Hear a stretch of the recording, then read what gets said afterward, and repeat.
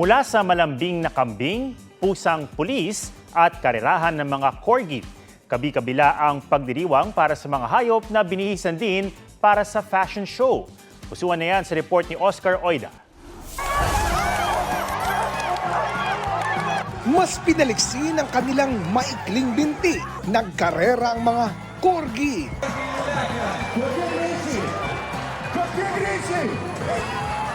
Daan-daang corgi ang dumalo sa taunang corgi race sa Lithuania. Literal na dog show naman ang fashion show. Tampok ang corgi air at fur factory. Ang pastula naman sa Germany, instant race track. Sakay ng naglalakiang ox, nagpasiklaban ng cowboys at cowgirls. Challenge syempre ang di mahulog. Bukod sa karera, may parada rin at sayawan. Kung may K9 unit, ang katuwang ng mga pulis sa Chile, pusa. Si Naruto, ang viral feline officer. Kinupkup siya ng mga pulis matapos i-rescue mula sa mga naghahabol na mga aso.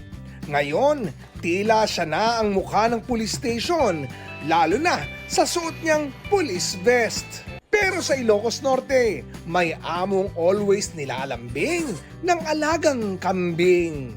Meet Matilde, pero itong matindi. Sa pagtulog ng amo, siya ang katabi. Kinupkup siya matapos mamatay ang ina sa panganganak. Spoiled sa magpapadede at may papati training pa.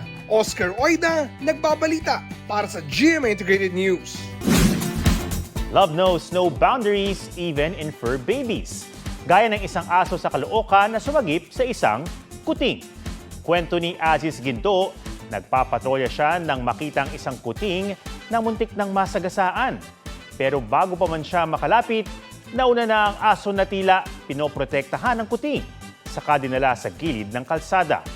Ang Possum Adventure or Possum Rescue may more than 1.5 million views na online. Silipin natin ang corporate world ng isang OFW sa New Zealand na all out sa performance kasama ng mga katrabaho niyang baka. Ang kanilang kwelang movements. Pusuan sa report ni Ian Cruz. Ay, ano na. Good morning. Good talaga ang morning kapag ganito ka-energetic ang cow worker mo. Welcome to the world of dairy farmer Riri sa New Zealand.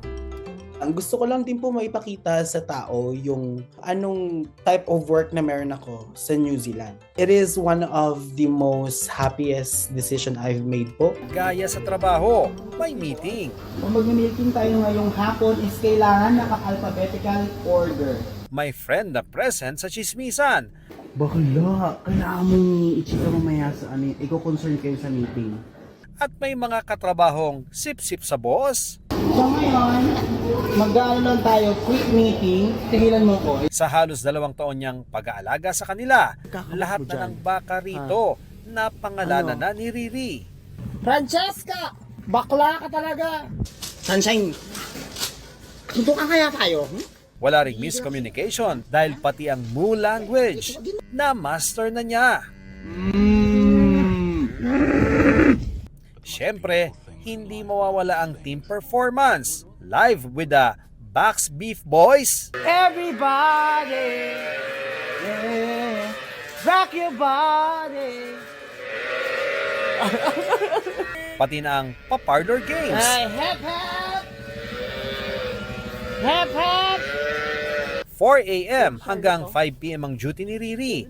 Pagod talaga, lalo't 600 ang bakang inaalagaan niya. Working in a dairy farm is really physically demanding. Talagang kailangan po ng buhat dito, buhat doon, takbo dito, habol doon. Pagod man, masaya raw si Riri sa trabahong nagbigay oportunidad sa kanyang matulungan ang pamilya. Ian Cruz nagbabalita para sa GMA Integrated News.